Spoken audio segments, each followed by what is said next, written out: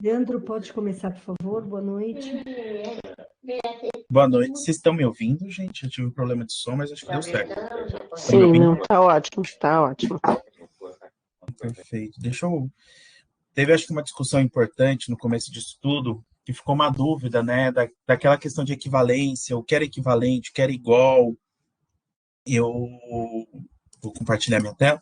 E aí, nesses últimos testes, nesses últimos mapeamentos, acho que surgiu algumas ideias, eu conversei com o Carlos, ele achou que seria super interessante a gente compartilhar essas ideias e equalizar aqui os conceitos, até para a gente poder não ter muitas dúvidas mais para frente. Então, a ideia aqui é... Você podia gravar um videozinho que eu ia gravar para o YouTube, né? Você está falando Assim, já comigo? fica pronto. Eu estou falando, Leandro. Quer que eu ponha a câmera, é isso? Não, já tá, porque depois a gente pega isso e transforma num videozinho para pôr no YouTube. Pode deixar que depois eu pego daqui e transformo, manda pau. Tá bom, fiquei perdido agora, desculpa, Osmei. Vamos lá. Mas a ideia é que a gente fazer um alinhamento e as ideias que surgiu, a discussão com o Carlos, eu apresentar como foi a discussão, e lógico, ouvir vocês, pensar, mas é só mostrar mesmo os conceitos. Então, a gente tem aquele conceito de equivalência, né, que vem do HL7, então a gente tem sempre um destino e uma fonte, e aí vem aquilo, né, o equal é o conceito que são exatamente iguais, o equivalente são aqueles conceitos que significam a mesma coisa, o either é que tem um significado maior, né, o destino é mais significado do que a fonte. E aí vem uma coisa muito importante aqui, que é a menor informação, e aí eu já vou explicar um pouquinho isso. O narrower, que é o destino tem menos significado que a fonte. O inexato é que o destino sobrepõe a fonte, mas eles cobrem o termo, mas eles são imprecisos, aí tem até as figurinhas aqui. E o unmatched, quando não se encontra o destino nem fonte. E aí, quando a gente começou a fazer isso, a discussão foi para o lado de que seria o equal e equivalente, né? Como você diferencia um do outro. E eu acho que fica muito importante quando a gente olha informações. E o que significaria informações aqui no MOP, ou mesmo na classificação que a gente está fazendo, a classificação de medicamentos? As classes de conceito. Então, a informação seria isso. Então, se você tem uma... E aí vem do RX norm isso, né? Então, se você tem uma droga clínica, ela é formada por ingrediente, diluição e dose e a forma de apresentação. Então, a fluoxetina, 4 miligramas por decilitro, numa solução oral. Você tem a classe, que é a forma... Você tem outra classe que é a Clinical Drug Form, né, que é só a forma de apresentação, então fluoxetina por solução oral. Tem aquela que é a branded, que vem a marca, então fluoxetina 4 miligramas por Prozac. Então no RX9 você vê as informações de ingrediente, droga, forma da dose, nome de qualidade. Então, quando eu comecei a olhar isso e comecei a conversar com o cara, a gente começou a perceber que a equivalência, o equal, a igualdade, a equivalência tem a ver com isso. Então, você pode ter a mesma droga, mas não necessariamente ele vai ter as mesmas informações dos conceitos, da classe de conceito. Então, pegando do conceito matemático, né, da própria matemática, o que significa igualdade e equivalência, né? Igualdade é quando todos os elementos são iguais e que você tem a mesma cardinalidade. Na equivalência, você tem a mesma cardinalidade, mas 2 ou mais sets podem ser iguais, nem todos. Então, um exemplo aqui, o conjunto A, que tem 1, 3, 5, 6, 7, com 5 elementos cardinais, é igual ao conjunto B, 1, 3, 5, 6, 7, com 5 elementos. Mas ele é equivalente ao conjunto C, porque eu tenho 5 elementos cardinais, mas eles não são iguais dentro dele, 2, 3, 4, 6, 7. E eles são completamente diferentes de D. E aí, olhando a questão do MOP, olhando o que a gente está trazendo, a cardinalidade é conceito clínico. Então, o medicamento, ele tem o mesmo conceito clínico. A informação tem o mesmo conceito clínico. O diagnóstico é o mesmo conceito clínico. Mas os elementos, que são aquelas classes do RX-norm, podem ser diferentes. Tem que ter pelo menos aí 2 ou mais, ou pelo menos os mesmos conceitos. Então, colocando na prática isso.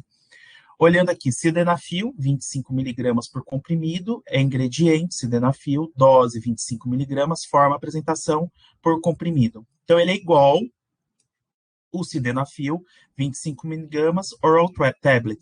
Então, ingredientes, dose e forma de apresentação. Esse é a igualdade, eles são iguais. Agora, outros exemplos que seriam iguais, porque o conceito a cardinalidade é igual, mas a gente vê aí diferenças de apresentação. Então, sirolimus 2 miligramas para transplante por Dragia é a mesma coisa que sirolimus 2 miligramas por Dragia. Oral tablet é tudo igual. Você tem o ingrediente, a dose e a forma. Só que a gente tem aqui, por causa da nossa tradução, esse conceito que não tem no RX-Norm, que é o supplier, né? Vamos dizer, tem o supplier no RX-Norm, mas é o que o SUS pede para poder ser considerado como para transplante. Então, ele tem a ver ali com a tabela SIGTAP e outras coisas que a gente já conhece. Então, o que é que eu quero dizer? Esses dois conceitos, eles não são iguais, porque a gente tem essa informação extra, mas o ingrediente, a dose, a forma de apresentação, e a gente sabe que clinicamente não existe outro tipo de sirolimus. Isso aqui só foi usado mesmo para uma nossa tradução, para o nosso mapa aqui no Brasil. Então, aqui é um conceito equivalente. É a mesma droga, mas a gente tem um componente aqui distinto, mas tudo representa cardinalidade. Clinicamente é a mesma coisa. Então, definir o que é igual e o que é equivalente depende do conhecimento farmacoterapêutico, mas é importante. Ou a mesma coisa aqui, né? Você tem alteplase 50 miligramas e você tem alteplase actilise. Claro, no HOMOP não vai estar assim, porque existem essas duas diferenças. Eu só pus um exemplo aqui para a gente entender caso não exista. Mas os 50 miligramas do HOMOP é ingrediente e dose. No alteplase, com actilise, é ingrediente, dose e marca, que é a brand, né? Esses conceitos, eles pode ser um pouco do conceito do narrow ou do wider, até confunde um pouco, mas aqui quando a gente conhece que só existe actilise no mundo, porque ainda é uma droga que não está liberada de forma genérica, é o único medicamento que existe, aqui é um conceito equivalente de droga, porque é a única que existe no mundo. Então não faz tanta diferença a marca aqui para esse tipo de mapeamento. Mas aqui acho que é essa a definição aqui, mas isso, claro, depende muito do conhecimento farmacoterapêutico. Mas eu vejo aqui como um grande ponto importante aqui. Então, a ideia era mostrar essas diferenças, ouvir vocês e só vou terminar aqui um pouquinho a apresentação, que é a questão na prática, né? Então, wider é quando a mesma droga tem mais significado no destino, e aí, se for olhar aquela coisa bem sistemática, né, trazer para uma coisa bem aritmética, então tem menos informação no destino, então a fonte é o formoterol, budesonida, 6 miligramas por cápsula, mas e aí tem ingrediente, dose, quantidade. Quando a gente traz para o destino, a gente vê que só tem ingrediente e dose. Então, o significado ficou mais amplo, com menos informação. Na fonte da enoxaparina é o contrário, no narrow, né? Então, você tem menor significado porque teve mais informações na fonte. Então, a enoxaparina, que antes era só ingrediente e dose, passou a ser enoxaparina, ingrediente, com dose, com diluição, com apresentação, e assim vai. Então, aqui é uma ideia de se pensar, uma sistematização que pode surgir também para poder definir o que é igual, equivalente, wider, narrow, é olhar que classe eu estou falando, quais são as informações daquela classe minha e como aquilo se encaixa dentro do RX-Norm. Então, voltando naquele slide, então, eu sempre divido os medicamentos pelo RX-Norm ingrediente, a droga, a forma de apresentação, a marca, o fator de quantidade, o tamanho da caixa, quanto tem na caixa e próprio quem é que entrega aquele medicamento. E o outro ponto é a parte do inexato, que é quando você tem sim, drogas que são parecidas, mas a gente tem diferença. Então, a gente pode ter uma diferença de produto, como aqui é o Buscopan, que é butilescolopamina com dipirona, mas nos Estados Unidos que não tem dipirona, tem acetaminofeno, que é o paracetamol. Então, a gente sabe que ele tem a mesma ação, funciona para a mesma coisa, mas a gente sabe que por diferenças ele é inexato, né? Ele serve para a mesma coisa, mas não tem o mesmo ingrediente. Ou a calcitonina, né? Que a gente sabe que tem calcitonina humana, calcitonina de salmão. Aí a gente começa a ter uma fonte que tem aqui 200 unidades por spray, mas aqui eu tenho 2.200 unidades por ml. Será que o spray é de 200? Não é? Começa a gerar muita dúvida. A gente sabe que é a mesma coisa, mas parece não dizer claramente com isso. Então, a gente fala que é inexato.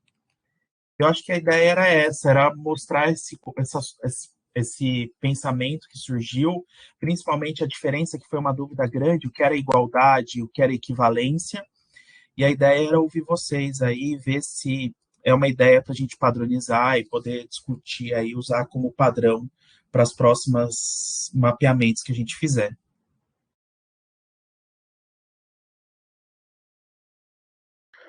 E vocês estão me ouvindo Bom, ainda? Leandro, sim, eu só queria comentar que bacana você ter trazido isso, justamente no momento que eu vou falar um pouco sobre a classificação, né, que eu fiz da primeira leva de mapeamentos, né, e que eu considerei exatamente esses conceitos do jeito que você colocou aqui para julgar, né, o que estava certo e o que estava errado. Só que, nitidamente, pela sua explicação, a gente já vê que quando a gente olha para conceitos, mapeamentos equivalentes ou iguais, eles às vezes são muito próximos, né? E às vezes você pode não ter um igual, mas você tem dois equivalentes, né? E aí, como que eu, né, que no caso fui o juiz aí para falar o que é certo ou errado, necessariamente sabe qual, tipo assim, qualquer um dos dois equivalentes lá poderia ser considerado um igual dentro da classificação que eu vou mostrar depois, né? Dentro do resultado. Então é só para mostrar o quão tricky que é esse daí de chegar no termo exato, né? Sim, e eu acho que é super legal se a gente conseguir padronizar esse conceito. É claro, literatura, eu tentei ir atrás de alguma coisa escrita, o Carlos também disse que foi atrás, e eu imagino que muitas outras pessoas tenham ido, e a gente vê que não tem uma regra certa, mas se a gente definir a nossa regra, e como eu disse, trazer pelo conceito aritmético de que é equivalência e igualdade, olhar a questão de mapeamento, a gente fazer isso, fica até mais fácil você, como você disse, como juiz final, você bater o martelo, quando isso é muito claro, é bom para todo mundo, né? Para a gente que está mapeando e para você que vai estar fazendo essa avaliação final, né? Exato. Alguém mais tem algum comentário para fazer? O Fabrício está de mão levantada e depois eu quero perguntar. Oi, Leandro. Boa noite, Júlio, a todos presentes. Extremamente válido, Leandro, você ter apresentado essas diferenciações das categorias a respeito do mapeamento, porque se a gente for refletir sobre, isso é um dicionário de dados, por assim dizer, que é uma prática muito comum na computação, da gente pensar nessas definições, nessas descrições a respeito do mapeamento, porque eu acredito que muitos se depararam com essa situação aqui no momento de mapear os termos e não compreenderem, poxa, mas qual a diferença entre o equivalente, o narrow, o wider, porque são próximos. Então, a gente definir uma política, uma arquitetura informacional, um dicionário, uma documentação do ZAG é absolutamente fundamental, porque assim a gente vai ter uma métrica, um parâmetro para seguir, porque sempre que alguém tiver uma dúvida a respeito desse trabalho de fazer esse mapeamento, a gente tem uma documentação oficial que os próprios integrantes da CIBIS e os membros colaborativos desenvolveram nesses encontros, nesses debates. Então, eu acho a sua apresentação uma iniciativa fundamental para a definição, de fato, desse dicionário, dessa arquitetura informacional do USAGE, do mapeamento. Então, parabéns. Não, obrigado, Fabrício. Acho que foi o que você falou. Eu comecei a mapear, comecei a ter essa angústia que o Carlos já tinha colocado a semente lá no primeiro. E aí, quando eu voltei com as ideias e com a proposta, o Carlos falou: não, apresenta e vamos alinhar com todo mundo. Acho que é super válido estar todo mundo na mesma página e apoiar aí, com certeza. Obrigado. Não, foi muito bom, Leandro. Vocês olharam... Desculpa, Tereza. Não, só ia sugerir só um minuto, só sugerir para o Leandro para depois compartilhar essa apresentação com todos, porque é importante a gente ter esse documento que ele montou para disponível, né? Porque eu mesmo tive dúvida, então é bem interessante você ter essa apresentação disponível, tá bom? Desculpe aí, Osmeire. Eu só queria saber se você olhou a norma ISO, que fala sobre isso. Não olhei a norma ISO, eu tenho um problema com a norma ISO, né? Eu não consigo ter acesso, mas a gente pode comparar. Eu tentei ter acesso a ela, mas é aquela coisa, você paga nos... nem lembro quantos dólares, né? Então eu não consegui ter acesso. Tentei procurar por meios alternativos, não consegui. Mas eu posso levantar. Se você conseguir, Osmeire, ter, eu não consegui ter acesso, infelizmente. Eu vou ver se eu acho, eu compartilho com você só para você comparar. Aí eu comparo Grace, e posso fazer uma segundo material, com certeza. Porque como a Grace falou para incluir isso no artigo, lá no post, eu acho que é interessante também colocar uma norma ISO para não ficar só no achômetro ou só olhando para o RX, né, essas coisas. Eu vou ver se eu acho e mando para vocês, tá? O que eu Legal. olhei mesmo e me baseei foi muito o próprio manual do HSDI e o manual do HL7, né? Foi esse que eu olhei bastante. Legal, Leandro. Vamos depois compartilhar com o pessoal e a gente vai estar montando uma. Hoje eu não vou apresentar isso, vou deixar para um outro encontro, mas a gente está montando um GitHub page e a gente pode depois estar deixando nessa página que a gente vai montar e aí qualquer um pode também ir atualizando conforme achar que vai ficando melhor, enfim. Mas eu não vou entrar isso como tópico hoje de pauta, mas isso está no plano, tá? Acho que vai ser bom. Vamos tentar, se ninguém tiver nenhuma outra dúvida, a gente passar para o tema do Júlio, só para a gente não atrasar, a gente tentar fechar às 20 horas a apresentação. Pode ser? Claro, tudo bem. Desculpa, pessoal, caí, estou de volta.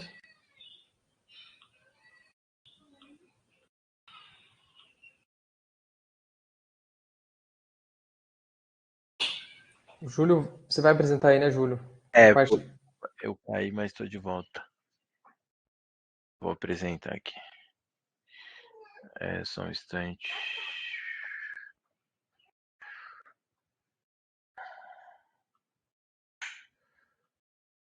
Pronto. Vocês conseguem ver minha tela aí, Carlos?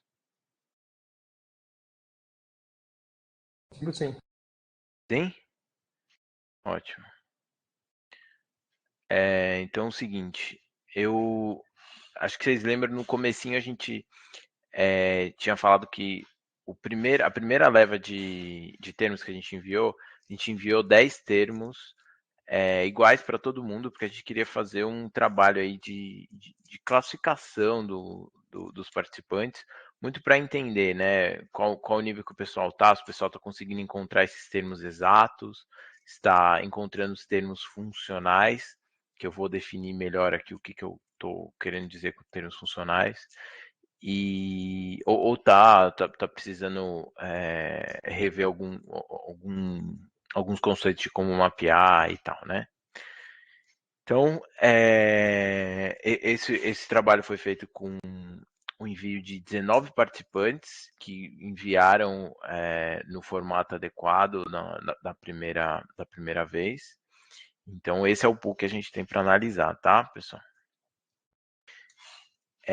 Então, vamos às definições. Eu estou trabalhando com 3 definições, né? O match perfeito, o match funcional e o match incorreto, né? Ou seja, o mapeamento incorreto. Então, o que é o match perfeito? O Leandro acabou de falar para a gente, né?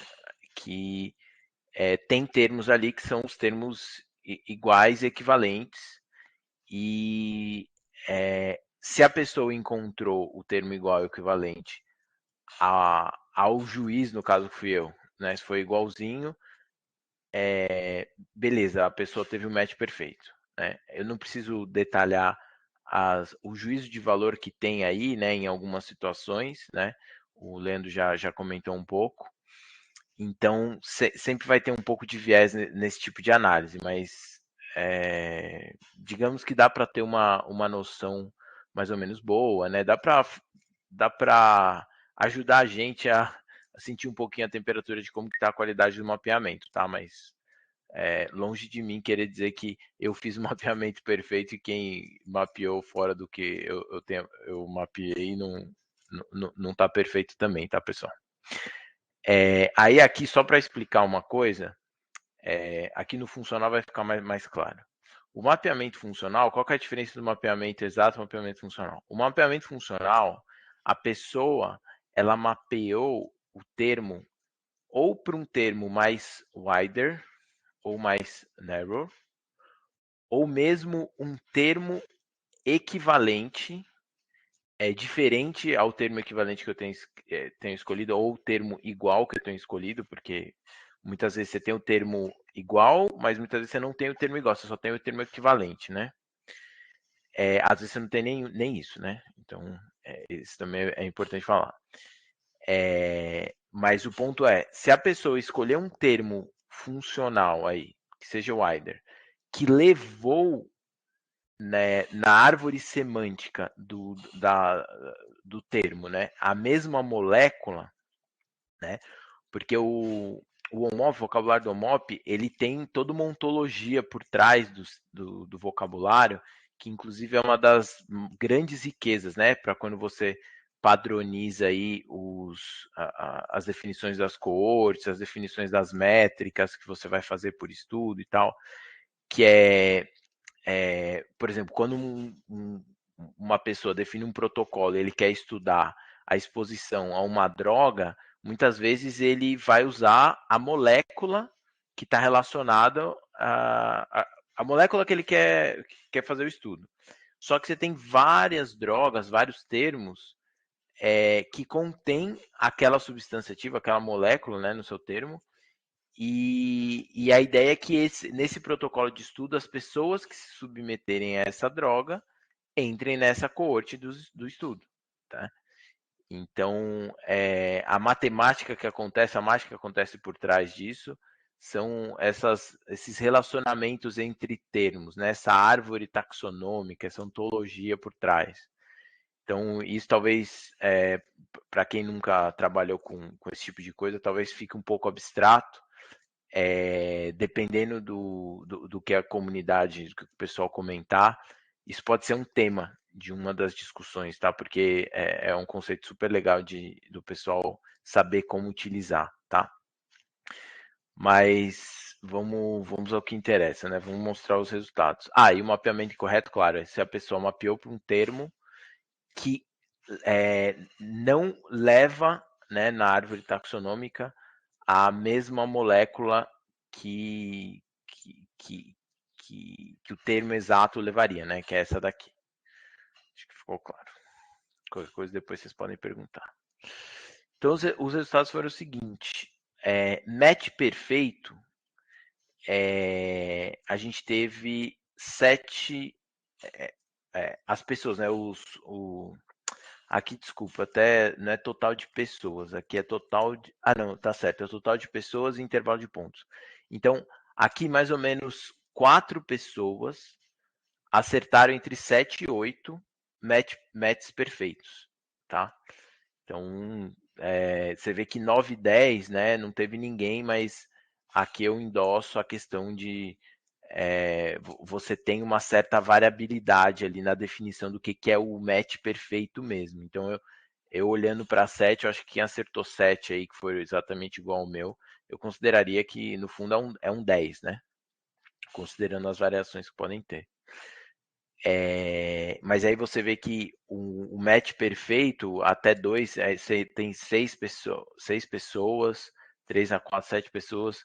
Então, o match perfeito ele não foi tão alto assim, mas o match funcional ele foi bem alto, né? Ou seja, teve bastante gente que mapeou para termos ou narrow ou wider, mas que levavam a molécula correta no final, né, da árvore taxonômica aí. Então, você vê que 9 pessoas acertaram de 9 a 10 termos quando a gente considera esse match funcional, né? E a gente teve apenas 3 pessoas aqui que acertaram somente 2 termos. E mesmo quando eu olhei, né, mais de perto essas 2 pessoas, o que me pareceu é que os arquivos que elas mandaram estavam errados, né? Então, assim, a gente está fazendo a governança aí para ver a questão do envio dos arquivos e tal, porque pode ser que algumas pessoas tenham salvo e tenham enviado o arquivo sem alteração do mapeamento, tá? Isso acho que deve ter acontecido com esses casos assim de match funcional muito baixo. E aí, se a gente faz um score final das pessoas para classificar entre aqueles que estão em aprendizados, funcional, expert, eu usei uma separação aqui em percentis P0, P25, P26 a P50, P51 a P80, P80 a P100, né? Então, quem ficou acima do percentil 80, eu considerei como expert, percentil 50, percentil 80 como funcional e aprendizado restante, né? Então, a gente tem aí cerca de 50% das pessoas nessa fase de aprendizado e 3 pessoas, né, 16% aqui, considerado expert. Como eu disse, foi uma foi a primeira rodada que a gente fez isso, né? A gente não tinha essas definições claras das melhores práticas do mapeamento que o Leandro acabou de falar com a gente. Eu tenho certeza, né, que a gente divulgando essas melhores práticas, esses conceitos, a gente vai ter com certeza um número maior aí de pessoas sendo classificadas como expert, mas é isso, tá, pessoal? Júlio, Aí, pode falar, Carlos. Carlos aqui. Não, acho que é bom a gente falar assim, né, que como a gente teve era a primeira rodada com número de termos reduzidos, enfim, né, a gente está ali classificando o expert, etc., mas a gente acabou não trazendo nominal, né, como que ficou isso, porque era um N muito pequeno, primeira rodada, acho que tem muito viés ainda, né, para a gente falar, mas é mais para a gente entender como que ficaria essa relação de percentil, né, e a gente pode usar isso para as próximas com um N maior, né. Exato, sem dúvida. Legal. Alguém tem alguma dúvida e queira falar para o Júlio? Bom, acho que não, Carlos. Pode seguir aí, cara. Beleza, pessoal. Eu vou passar, então, agora a parte da apresentação dos resultados, né, que a gente teve do mapeamento dessa rodada. Deixa eu só voltar os slides aqui. E aí a gente entra nas discussões do mapeamento, tá? Beleza, vamos lá. Então, eu gosto sempre de revisar, né, o que são nossos objetivos, para a gente saber por que a gente está aqui, né? Então, assim, o objetivo é ampliar o número de participantes na comunidade Odyssey Brasil Latam. Isso, inclusive, a Maria Tereza mandou ontem um vídeo foi postado, que é o líder do Working Group da Latam. Ele citou que a gente tem, tipo, tá aumentando muito a participação dessa comunidade Latam e em boa parte é pela nossa participação de brasileiros lá, né? Educar a comunidade brasileira em relação às ferramentas disponíveis da Odyssey, estimular o conhecimento MOP na SBIS, mapear os termos do SIGTAP no vocabulário padrão, estabelecer governança para contribuições de forma descentralizada. Esse é o que a gente estava tendo mais dificuldade, mas hoje eu vou apresentar como que a gente vai evoluir nesse sentido, tá? Com a métrica de ter 15 usuários novos em 6 meses participando dos fóruns e 99% dos termos, quando a gente olha por faturamento, no prazo de 6 meses mapeados, tá?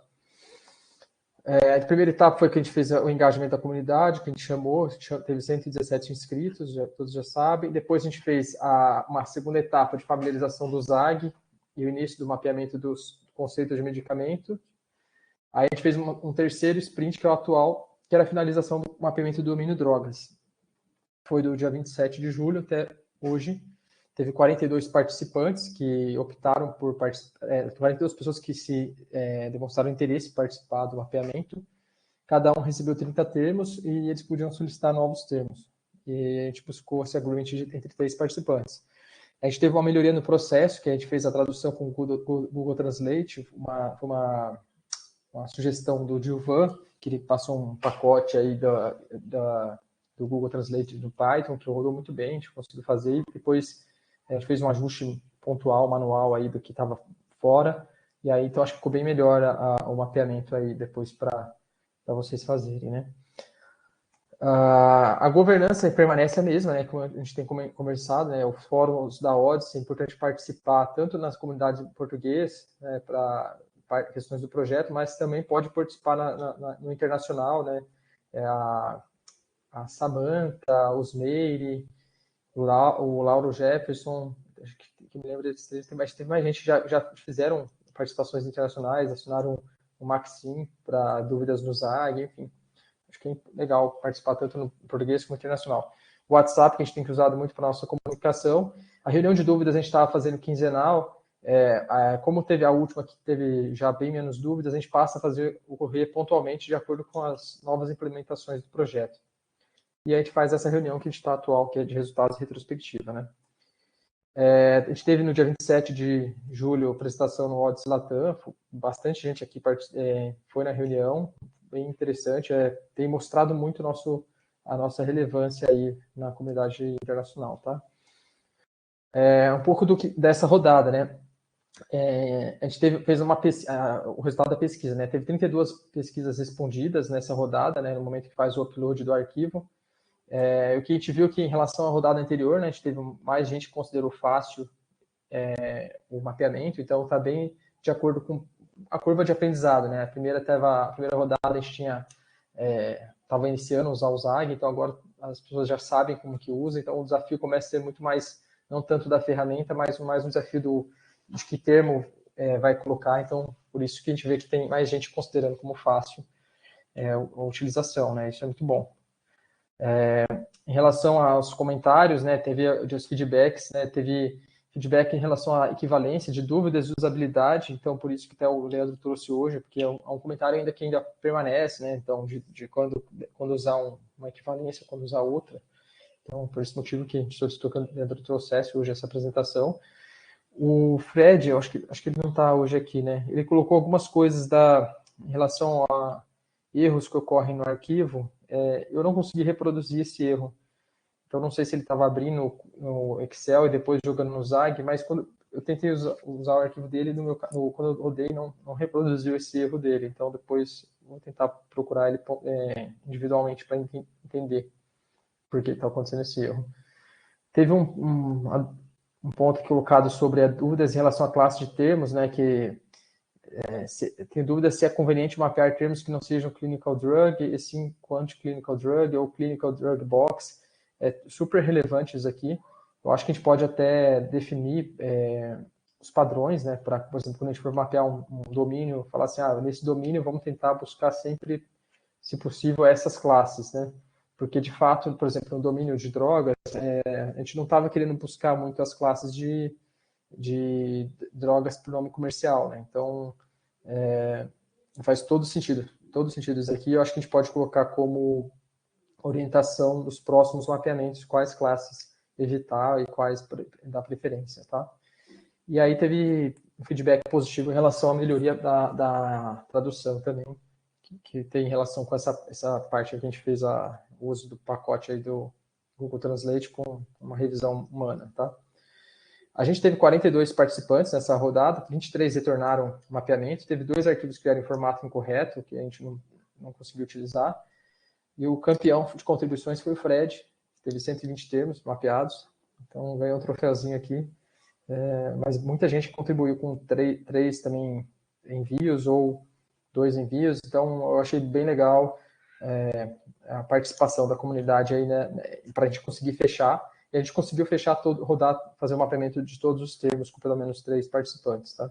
Alguns teve bem mais do que 3, porque a gente fazia de forma aleatória a distribuição, né? Mas conseguiu pelo menos 3 para cada termo.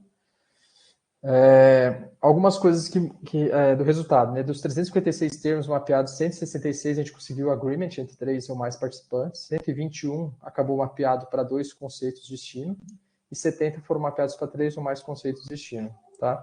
Como que estava o nosso processo, como está até agora, né, nosso processo, né? Quando tem agreement entre 3 participantes, a gente aprova o termo e ele passa a ser o oficial que a gente considera, né, esse destino.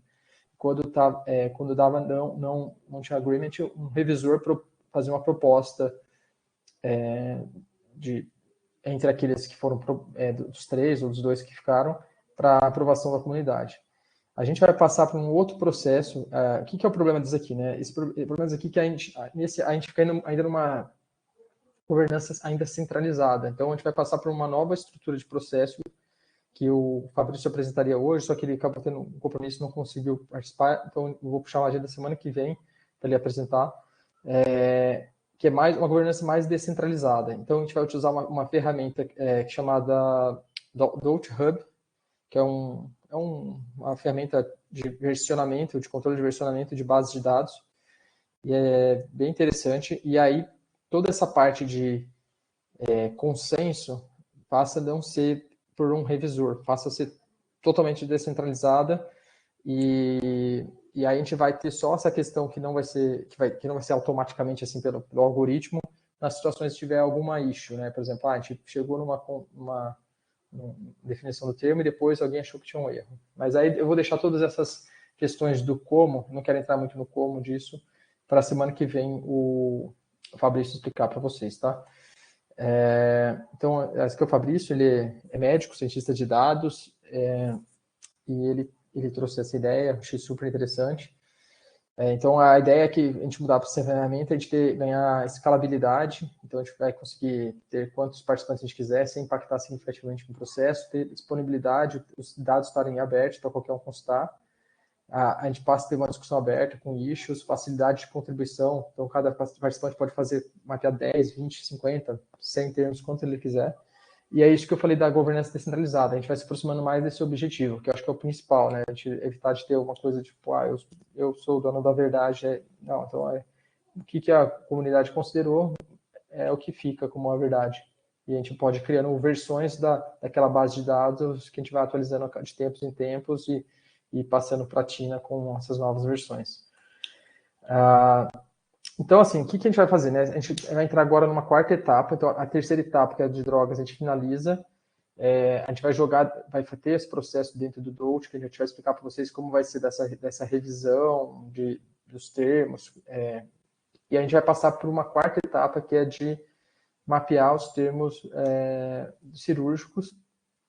E o principal dessa quarta etapa, né? A gente vai conseguir começar esse mapeamento de cirúrgico, mas o principal vai ser familiarizar os participantes em relação a essa ferramenta do Dolt Hub, tá? Então, é uma outra ferramenta que a gente vai usar, vai ser legal para vocês terem um aprendizado de uma coisa nova, que eu acho que para quem trabalha com dados vai poder usar isso para outras coisas, além desse projeto. E aí a gente usa essa primeira rodada mais para esse aprendizado, lógico que ele não mapear, e aí das outras acaba entrando mais a questão mesmo de finalizar o mapeamento, enfim, tá? Nos termos cirúrgicos, a gente tem 1.851 termos, a gente vai mapear 282, que são os que correspondem a 95% dos gastos do SUS, tá? Depois a gente passa a mapear os demais. O domínio-alvo vai ser procedure, o domínio-alvo do OMOP, e a gente vai deixar 2 semanas para fazer o mapeamento desses 282 termos. Esse novo processo vai ser detalhado na semana que vem, a gente vai fechar uma nova reunião só para explicar esse novo processo. Então, hoje a gente vai distribuir os termos, não, a gente vai explicar como é o novo processo, vocês vão conseguir pegar os termos a partir da semana que vem, e vocês vão ter liberdade para mapear quantos quiserem, do jeito que, no momento, que for melhor, então acho que vai ganhar muita escalabilidade, tá? Nessa rodada, a gente teve 26 participantes, assim, entre aqueles de mapear e aqueles que contribuíram na parte mais da gestão do projeto. Então, achei muito bom. Achei muito bom que muitos dos que já tinham mapeado da outra rodada permaneceram, teve outros que entraram. A Priscila entrou, que é a Priscila do SIDAX, ela é engenheira de dados no SIDAX, faz um bom trabalho lá. Teve quem mais que entrou? Acho que foi o Matheus, né? Que acho que entrou, que não estava na outra rodada. Tem mais um, quem que é? Tem mais um que estou me esquecendo aqui que eu coloquei. Que estava na outra rodada e que entrou nessa rodada. Não estava entrando nessa rodada de mapeamento. E é isso. Queria deixar aberto para dúvidas e a gente entrar para discussão e também abrir para a gente discutir em relação ao processo em si do trabalho que a gente tem feito, o que pode melhorar, enfim, mais uma retrospectiva aí para também a gente ter um feedback em relação ao processo como um todo.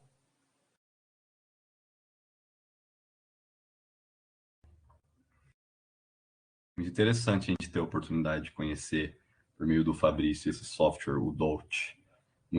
Foi muito enriquecedora a experiência do Usage, mas também conhecer esse novo software pensando em escalabilidade também, como você comentou, Carlos. O ZAG a gente vai continuar usando, vai ser a ferramenta de mapeamento. O que o Dolt vai mudar, vai substituir, né? O Dolt Hub, ele vai dar para vocês, assim, como está o processo atual, né? Vocês entram a gente manda para vocês por e-mail e vocês fazem o upload lá naquele link, né? E aí sempre que queria pedir um termo novo, vocês tinham que pedir para alguém, né? Para mandar o termo novo. Então, o Dolt Hub vai dar flexibilidade em relação a isso, né? Você vai conseguir entrar uma aplicação que o Fabrício está desenvolvendo, uma maneira de conseguir fazer download e upload de termos na hora que você quiser, quando você quiser. Isso vai dar a escala, né? E também vai permitir que, hoje em dia, por exemplo, vocês não conseguem ainda ver, por exemplo, está centralizado, né? A gente precisa disponibilizar, por exemplo, em algum site ou no GitHub, algum lugar, para vocês conseguirem saber o que já teve consenso, né? Com essa ferramenta, vocês vão conseguir ver assim, em tempo quase real, né? Não é real porque tem uma etapa de merge, que tem que fazer um aceite de merge e tal, mas em tempo quase real, vocês vão conseguir ver como está a situação daquela base, o que já foi mapeado, o que não foi, o que já teve consenso, o que não teve consenso. Eu vou deixar os detalhes para o Fabrício explicar na semana que vem, mas vai dar muita escala para a gente. E eu vejo isso como uma coisa que pode trazer, seja bom para o nosso projeto, mas também possa virar uma ferramenta também para a Odyssey Internacional e mesmo para outros tipos de mapeamento. Eu acho que pode ser uma ferramenta muito interessante para mapeamento de uma forma geral. Com certeza. Eu pensei nisso porque o pessoal costuma precisar para mapear para drawing também. Eu acho que é outra coisa que depois a gente pode trabalhar. Mas eu só queria te dar parabéns, Carlos, está fantástico. Parabéns mesmo. Obrigado, Roseli. Eu fico animado que tá, assim, o pessoal mantendo firme aí no projeto, né? Então, isso que é bom. E assim, tá, assim, outro ponto, eu vou deixar para você que enfrentar nesses detalhes, mas a nossa ideia é cada vez mais deixar tudo isso no Git e ter contribuições, mas enquanto não tiver, quem que quiser entrar mais, enfim, entrar mais no detalhe de contribuição, pode entrar em contato, a gente tá aberto, vamos contribuindo.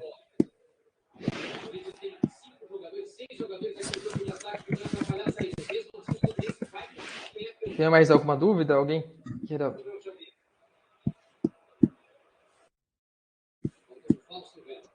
Ô, Carlos, só uma dúvida agora. Você agora fechou o medicamento ou ainda vai ter mais uma revisão? Ou já terminamos e vai começar o procedimento? Como é que vai ficar? Isso, como que vai ser, né? Aqui eu vou deixar os detalhes do como vai funcionar no Dote para a semana que vem para explicar, mas medicamento, a gente considera que assim, aqueles 166 vai ser considerado como fechado. Aqueles que não teve agreement, a gente vai ter um processo de chegar no agreement deles. Mas eu vou deixar a semana que vem para explicar, assim, que eu cobrei com o Fabrício, que eu deixaria ele entrar nesses detalhes aí do processo, tá? Mas a gente vai começar já os cirúrgicos. A gente começa os cirúrgicos e aí a gente vai tentando fazer o agreement dessas drogas também em paralelo. Mas aí eu deixo para a semana que vem esses detalhes. Certo, obrigada.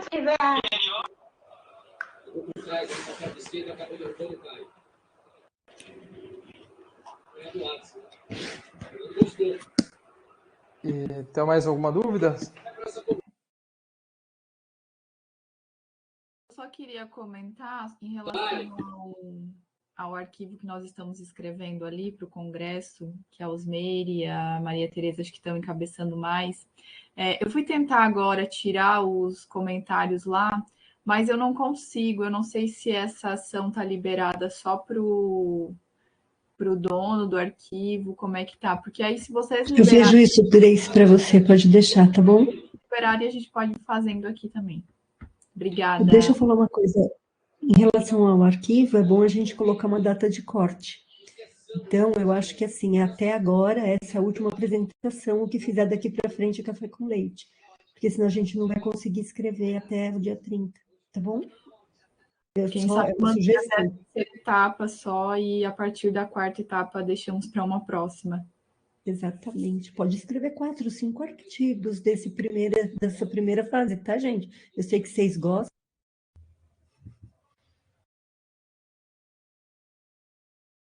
E se fosse necessário, a gente poderia até marcar reuniões periódicas para a escrita desse trabalho.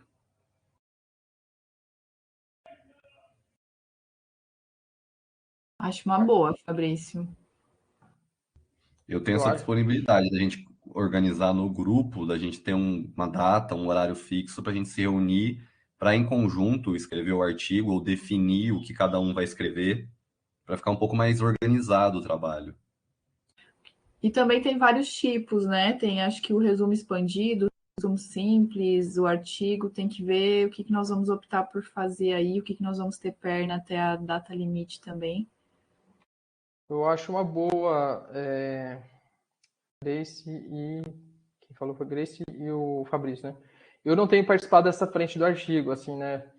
Então, mas eu acho que é uma boa. Acho que de repente Grace ou Fabrício puxa